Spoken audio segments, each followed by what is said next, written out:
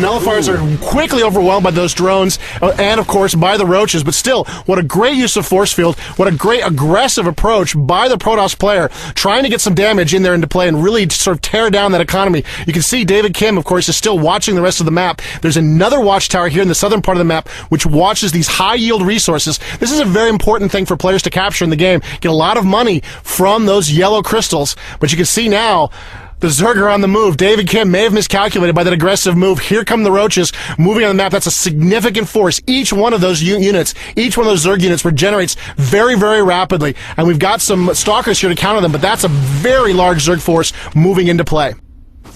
So as you can see, the roaches very clearly outnumber all of these stalkers, but we did see David Kim research the blink ability, and oh my god, there it is! He's moving it away, blinking just as his stalkers get to the kill range from all of those roaches. He only gets one of the stalkers down. We still see a ton of blinks going on. He only lost one stalker out of that enormous attack. We see the roaches continue to move in to David Kim's base and try to pressure. We see another force field trapping all of the roaches inside his natural expansion. David Kim is now able to micro around those stalkers and continue to take out the Zerg threat. Yeah, that was a great use of force field. It didn't look like it was that dangerous, but you can see even now it's preventing those forces from coming up very, very quickly. And you can see how badly damaged the Protoss are in this battle. The roaches regenerating very, very quickly. The stalkers not regenerating almost at all. Their shields regenerate, but not very quickly at all. And you can see the Protoss are slowly being worn down by this roach advance. There's some more warpins coming into play there. Some more stalkers are coming to the defense, and the Protoss players just backing up, buying time, using Blink, and he's managed to just beat down that Zerg force. Oh, what a great use of Blink.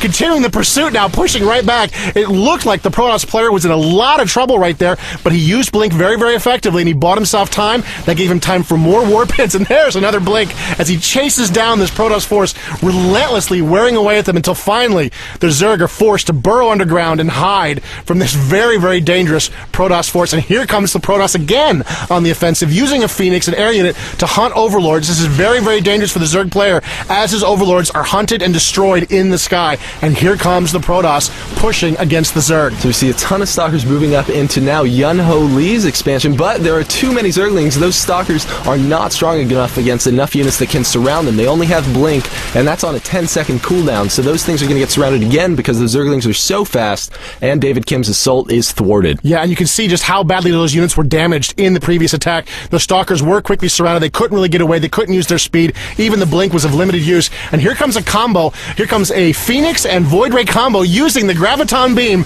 to pick that Queen in the air. She's floating in there helpless right now from the Graviton Beam, and the Void Ray using his very powerful attack to just power down that Queen. You can see the Protoss are just on the offensive in the air. Meanwhile, the Zerg are on the offensive in the ground, moving in to engage this base. It's a lot of Zealots and a Photon Cannon as the Protoss back up and use that very narrow position, trying to trap the Zerg where they can't get a surround. The Zerg want to wrap around their enemy, but the Protoss want to fight in a narrow frontage, and the Protoss had that advantage there, so the Zerg didn't like it. They moved away, and now they're going to see what kind of damage they can do in what appears to be a fairly helpless Protoss base. So it looks like David Kim's main base is very, very defenseless at this point. We see a couple of those Zerglings looking to move away from the pack, and oh no, we see a couple of Banelings getting morphed in over on that left side of the map. Meanwhile, all the Zerglings and the Roaches are trying to distract the Protoss units, make sure that he does not get any units over there to attack them, because right now, while those Banelings are hatching, they're extremely vulnerable to any attacks. That's right, and those Banelings do explode when they get close to them, and here they come, moving in. The Zealots have no defensive things. They don't want to fight them except in small groups.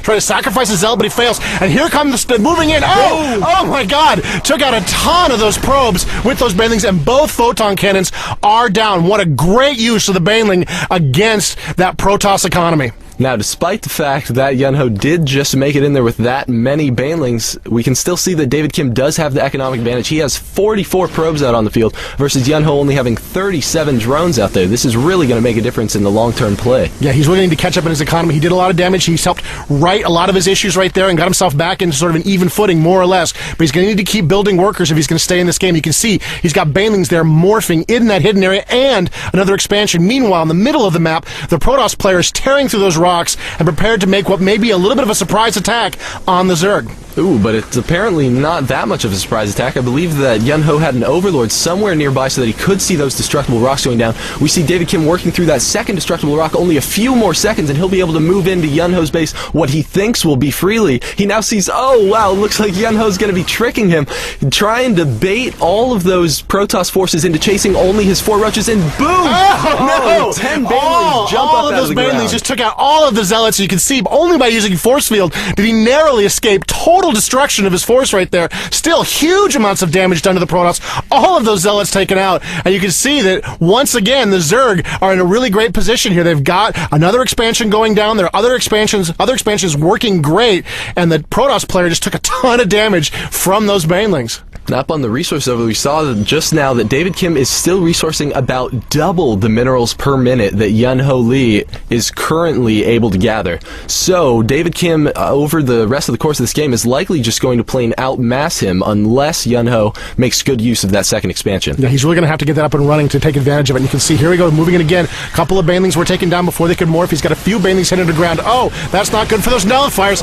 Wow, what a ton of damage against those nullifiers, losing some critical aspects of his force. He's using the blink micro, trying to play keep away, but he's just really having a lot of trouble against this persistent Zerg force. Oh, and here comes an infestor. He's coming around over here. They have a neural parasite ability, which is that mind control, and we can see him mind control that immortal, and now he is using David Kim's immortal to kill David Kim's stalkers. And a stalker is controlled as well. A lot of queens have been destroyed. That's very important for the Zerg not to lose those queens, but still, the damage is done. The Zerglings are out. Here comes some more infestors waddling around the map before quickly burrowing underground. You can see the stalkers are trying to do some damage, trying to get into the base, see what they can do. It's too many Zerglings, and they're quickly overcome, and another Protoss attack is pushed back by the Zerg. Ooh, losing 3 queens is a really big deal for Yun-Ho at this point, because he really needs to have those out on the field to give him that extra spawn of larva. Yeah, he really needs that for his economy. It's very, very important. But you can see the Protoss player here is also teching. Oh, and here come the Zerg moving in, trying to do some damage, but the photon cannon is going to keep those Zerglings at bay. They can't get the surround on the photon cannon, and of course the probes could join in the fight. And here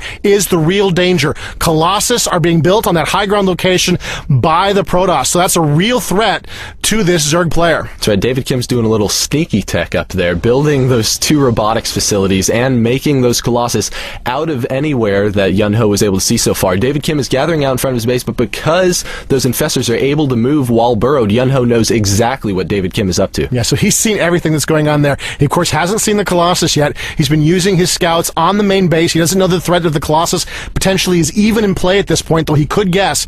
And we can see over here there is a warp prism over here. This is a way that the Protoss player could warp in some additional units. You can see he's hidden it over here for a rainy day, no doubt hoping to sort of distract the Zerg player and then move in and warp in some additional forces down there. Oh my goodness! Neural parasite on the Colossus. The Colossus have been mind controlled, and you can see they've been trapped now using force field. They've been trapped by their own forces, and the Colossus are just destroying the Protoss forces. What a great turn by the Zerg. Using those Colossus to do terrible, terrible damage to David Kim's own army. We can see the Zerglings are now able to surround those Colossus as they finish off their neural parasite.